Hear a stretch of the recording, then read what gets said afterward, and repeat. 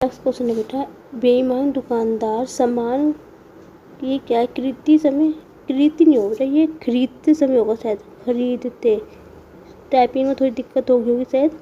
खरीदते समय 5% का लाभ तथा सामान बेचते समय भी 5% का लाभ कमाता है, तो उसे कुल कितना प्रतिशत का लाभ हुआ है।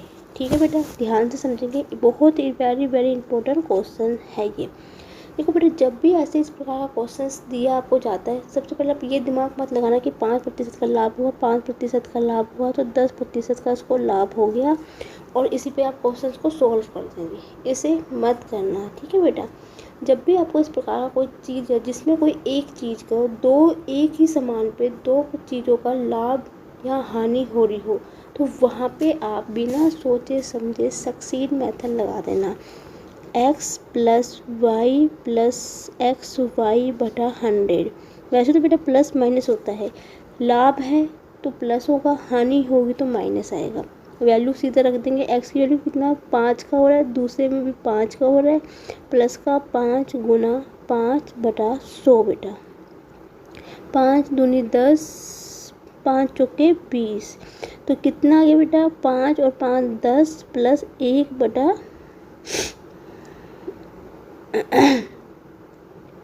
वैसे बेटा इसको इतना करने की भी जरूरत नहीं थी, सीधा शॉर्ट तरीके से ही कर लेते हैं इसको ना, इतना लंबा करने की भी जरूरत भी नहीं है, इसको क्लियर कर देते हैं 1 मिनट। ठीक है बेटा, इसको इतना करने की जरूरत नहीं है। देखो बेटा 5 + 5 कितना हो गया 10 हो गया, 5 पंजे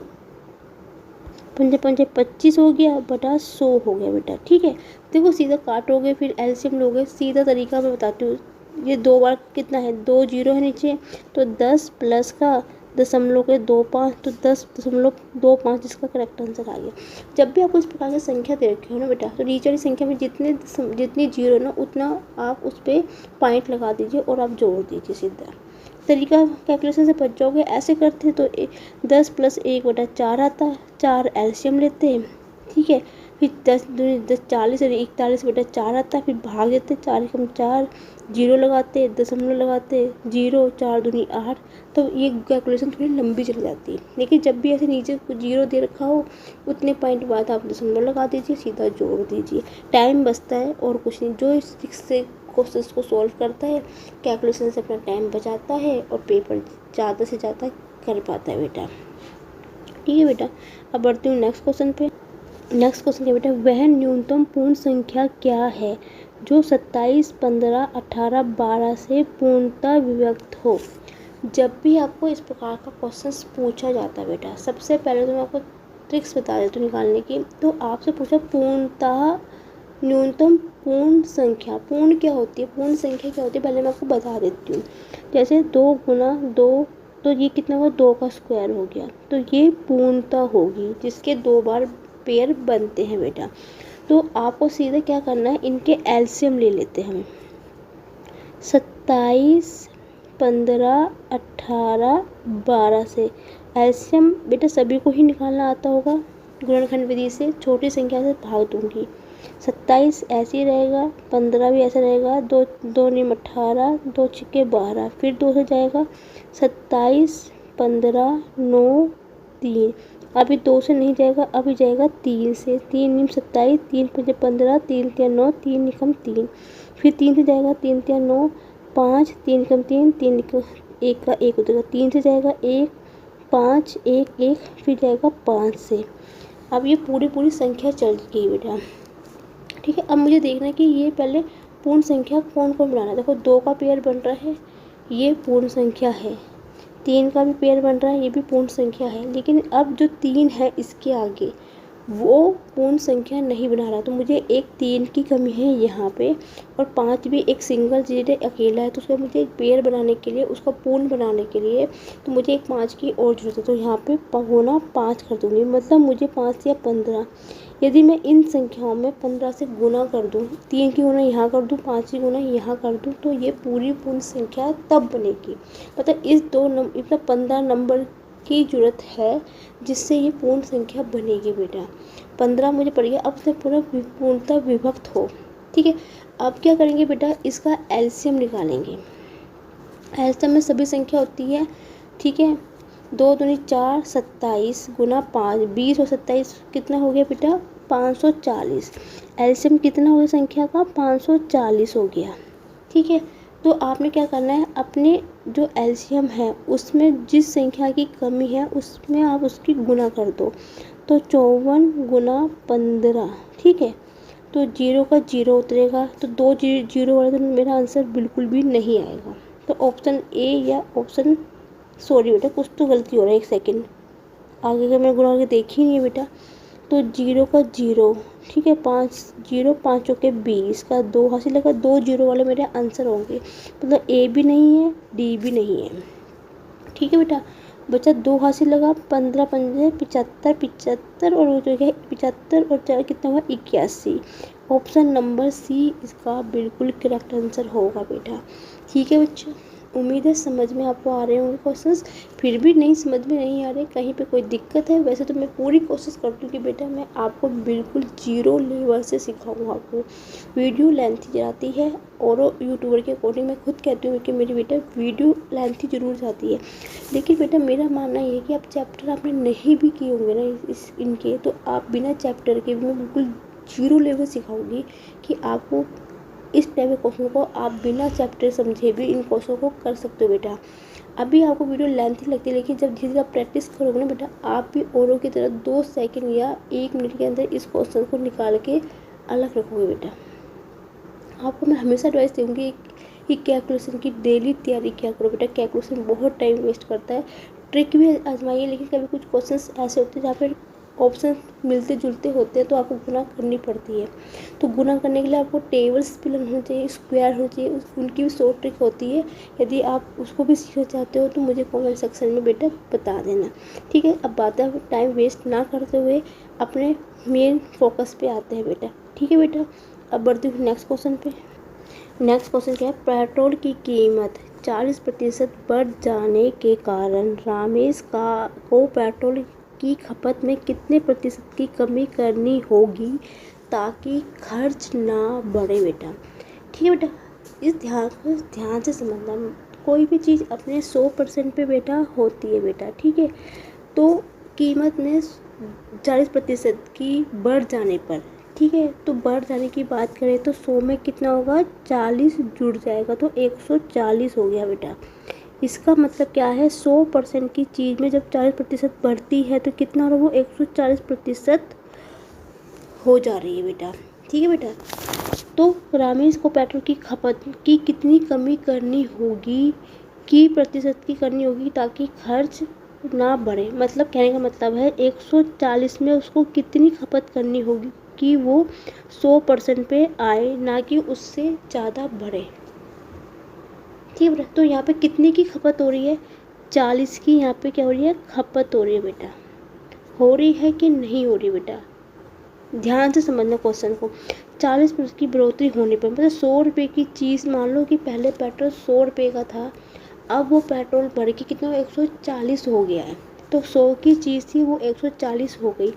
तो बढ़ने के कारण पेट्रोल में कितनी खपत करनी होगी कि ताकि खर्च ना बढ़े, मतलब उसमें 140 रुपये में कितने की कमी करनी होगी कि फिर से वो 100% पे वैल्यू हो जाए, कि उसका खर्च जो है उससे आगे ना बढ़े।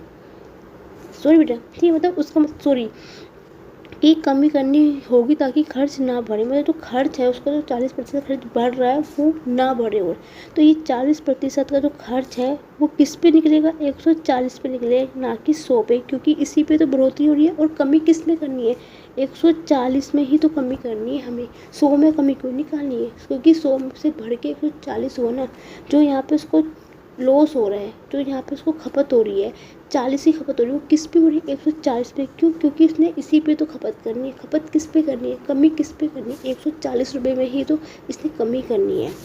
तो ठीक है, तो सीधा ही जैसे हम तो कैसे निकालेंगे, एक में कितना होगा 40 बटा 140, 100 में कितना होगा 100 से मैं इसको गुना कर दूँगी बेटा। अब इसको सॉल्व कर देंगे सीधा, 0 से 0 कर गई, 2 दूनी 4, 2 सत्ते 14, ठीक है, कितना हो गया 200 बटा 7 हो गया बेटा। तो 7 दूनी 14, तो मेरा ऑप्शन नंबर पॉइंट में आएगा, इतना तो मुझे दिख चुका है, तो ऑप्शन नंबर बी इसका करेक्ट आंसर बेटा। क्योंकि स्टार्टिंग में 2 नंबर किस में है, सिर्फ बी और सी में है। मुझे पता है 260 से पूरा पूरा नहीं कटेगा, तो सीधा ही ऑप्शन नंबर बी है। आगे मुझे कैलकुलेशन की करने की जरूरत भी नहीं पड़ेगी बेटा। ठीक है बच्चा, अब बढ़ते हैं अपने नेक्स्ट क्वेश्चन पे।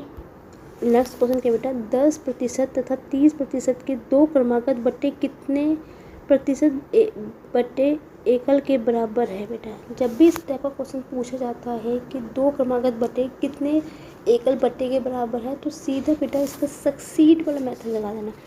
ए प्लस बी माइनस का ए बी बटा 100। माइनस क्यों लिया है, क्योंकि यहाँ प्रति बटे में हमेशा माइनस में वैल्यू आती है बेटा। बस ये इसका फॉर्मूला होता है जो कि आप याद रखना बेटा। और यदि आपको 3 संख्या दे रखी हो, 3 एकल बटे पूछ रखा, तो उसका फॉर्मूला क्या होता है बेटा, A plus B plus C minus का A plus A into B into C plus के C A upon 100 plus A B C बटा 10,000। तो जब बेटा आपको 3% दे रखा हो और आपको एकल बटा पूछा जाए, तो आपका सीधा ये वाला फॉर्मूला होता है A plus B C minus का ए बी प्लस का बी सी प्लस का सी ए बटा 100 plus A B C into 10,000। उसका तब ये वाला फॉर्मूला होता है बेटा। ठीक है बेटा, अब अपने क्वेश्चंस पे आती है। तो देखो 3 + 10 कितना हो गया, 40 हो गया। 30 और 10 की गुणा करोगे तो 300 हो गया बटा 100, 0 से 0 कट गया। 40 में से 3 घटा 37% इसका करेक्ट आंसर है बेटा। ठीक है बेटा, अब बढ़ते हूँ अपने नेक्स्ट क्वेश्चन पे। नेक्स्ट क्वेश्चन क्या बेटा, 16 तथा 40 के तृतीय अनुपात और 10 और 40 के मध्य अनुपाती का अनुपात पूछा गया बेटा। ठीक है, इसमें मैं आपको ये बेटा तृतीय अनुपात नहीं होगा, ये मुझे लगता है द्वितीय अनुपात होगा, क्योंकि 2 संख्या है ना, ये द्वितीय अनुपात होगा। ये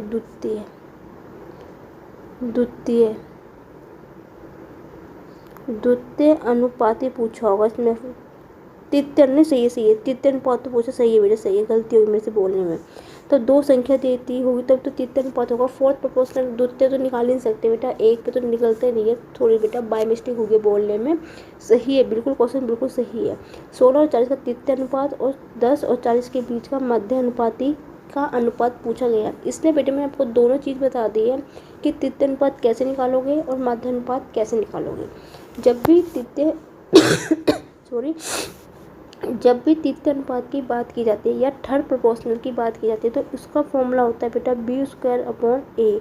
बी कितना है, ए जो पहली संख्या वो ए है, दूसरी संख्या बी है। तो 40 गुना 40 बटा 16 बेटा। ये 10 बार कटेगा, 4 चौके 16, ये 10 बार कटेगा, तो 100 आ गया कितना, तो थर्ड प्रोपोर्शनल है वो 100 आ गया। अब मध्य अनुपाती की बात करते हैं, मीन्स की बात करते हैं बेटा। ठीक है, उसका फॉर्मूला होता है √AB होता है। उसका जो फॉर्मूला होता है बेटा √AB होता है। मध्य अनुपाती का निकालने का फॉर्मूला होता है √AB होता है। तो बेटा इसकी गुणा करें तो a कितना है, 10 है, b कितना है, 40 है, तो कितना हो गया, 400 हो गया। तो 400 कितना हो गया, ये होता है किसका, 20 का होता है बेटा। ठीक है, अब आपको रेशो पूछा गया है। उसने पूछा है तृतीय अनुपात और माध्य अनुपात, और तृतीय अनुपाती वाली ऊपर होगी और माध्य की नीचे होगी। तो 20 पंजे 100, नीचे कितना होगा, ये 1 होगा। तो 5:1 इसका करेक्ट आंसर होगा, ऑप्शन नंबर ए। ठीक बेटा, ये पेपर में क्वेश्चन पूछा ही जा रहा है। तृतीय अनुपात बताओ, चौथा अनुपात बताइए, या मध्य अनुपात पूछे या गुणोत्तर माध्यम, ये चीज़ आपसे पूछी जा सकती है बेटा, ये पूछी ही जा रही है हर पेपर में। ठीक है बेटा, एक क्वेश्चन बेटा मैं ले लेती हूँ। 6, 8 एंड 21 का चौथा अनुपाती पूछा है, फोर्थ प्रोपोर्शनल आपसे पूछा गया है बेटा। ठीक है बच्चा, तो फोर्थ प्रोपोर्शनल का निकालने का तरीका होता है बेटा A/B बराबर होता है C/D, या होता है A/D बराबर होता है B/D। पहला पद बटा दूसरा पद, तीसरा पद बटा चौथा पद, या पहला पद चौथा पद बराबर है दूसरा पद तीसरा पद। मतलब बाहर वाले पदों के गुणनफल बराबर होता है अंदर वाले पदों के गुणनफल के, जैसे आपको ठीक लगे बेटा। A/B कितना, 6/8 हो गया। 21 बराबर क्या निकाला, 4। मुझे 4 निकालना है, तो यहाँ पे मैं D ले लूँ। ठीक है, 3 दूनी 6, 3 सत्ते 21, 3 चौके 8, D बराबर हो गया 28 के। ये तो मेरा 28 आ रहा है। फोर्थ प्रोपोर्शन तो 28 आ रहा है, जो कि ऑप्शन में नहीं है।